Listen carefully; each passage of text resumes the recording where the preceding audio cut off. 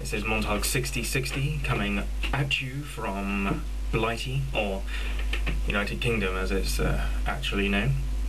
Unlike other videos, this is going to be a serious one because, the other ones that I've done have been a bit, silly and stuff. But this one's actually going to be serious, and we're going to be looking at atheism with a few points. Hopefully it won't drone on for hours, and there'll be a few questions stuck in there, so if any Christians want to fight back, so give us a video response. Number 1. Now, I've noticed that most of the fights between atheists and Christians appear to be Americans anyway. I've got nothing against Americans, I like America, I've just got back from America myself. But if any atheist wants to come over to England, you're more welcome here than you are over there. When I was in West Virginia, Bible Belt of America, you'd be scared to say you're an atheist. Yeah, because those Christians were a bit crazy, to be quite frank. Too obsessed, narrow-minded, blinkers on like that. They couldn't see anything except God and stuff. Whereas in England, I think, I can't speak for all of us, but there are only 60 million of us, but I'll speak for me anyway. I think religion is actually, especially Christianity, is on the downhill. Not many people seem to go to church, except for special occasions. People my age group or younger, so 23 or less, they're not interested. They've got other things better to do. Or things not better to do, like just lay in on a Sunday rather than going to church. Right, let's look at number 2. I'm getting fed up with Christians going, oh yes, but Hitler and Stalin and basically all the dictators in the world, they're all atheists. Yeah. And you're not quoting them in your amazing atheist commentaries. Yes, but let's just go for one of 2 points in that one. Number 1, the atheists don't kill in the name of atheism, right? They don't do that. Yet, if I just read this off here, yet if we go back to a period of time between 1095 and 1291, the same can't be said for you Christians. The Crusades were a series of military campaigns by a religious character, waged by Christians from 1095 to 1291, usually sanctioned by the Pope in the name of Christendom, with the goal of recapturing Jerusalem and the sacred Holy Land from Muslim rule.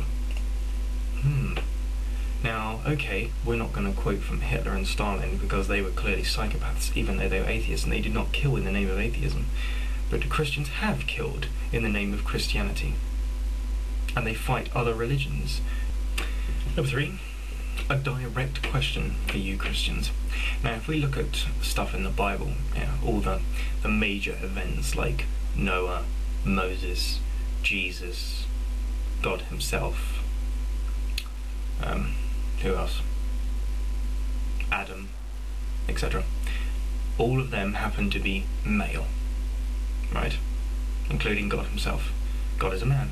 And obviously I don't know exactly how it goes in the Bible, but essentially God created man, then he created woman.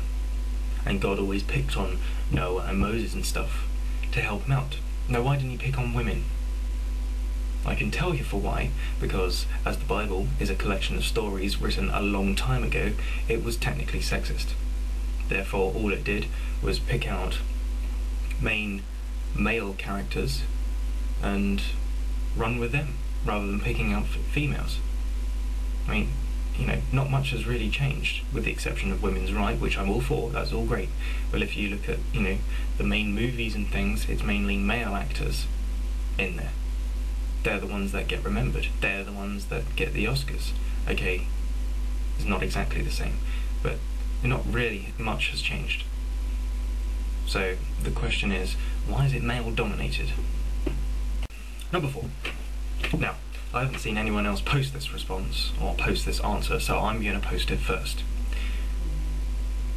This is a question to you Christians and you atheists actually. Have you had a general anaesthetic at any point in life? I have. I've had a number. One was for having my appendix out, my first one, which told me exactly what death is like. Okay. We're not talking sleep, because I don't think sleep counts. And we're not talking illegal drugs. We're talking going to surgery, have a needle, fall asleep, okay? When you wake up, or should I say unconscious, not asleep, when you wake up, you don't know where you are, and you don't know how much time has passed. And when you try and remember what happened within that time frame, there is nothing there. Nothing. There is a gap in your mind, and you don't know how long it lasts for. That is death. I would put money on it, if I could prove it, but that is just what I believe. As soon as you die, blackness, nothingness, void, no conscious thoughts whatsoever. That's more logical than going to heaven where everything's beautiful and reunite with all your family and friends in loving harmony, blah blah blah. That is Fantasyland. Or going to hell. And while we're on the subject of hell, why? Why do I have to go to hell? Because God tells me I have to go to hell? He decides that I should go to hell? Why does he get the decision of me going to hell? Point number 5, which is a mixture of a couple. Why would God exist in the first place? Just why? I just can't get into my mind why he would just happen to be here. And why would he bother to create us? And in fact, if you really think about it, Christians and all the other religions are basically slaves. You're slaves. Because you go to church on a Sunday and pray to God. You pray to God maybe every night. You give thanks for the food you eat, blah blah blah blah.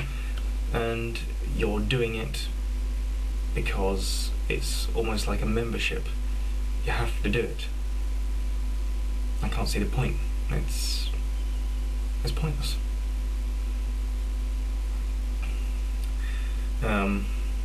Oh yes, I just thought of another one.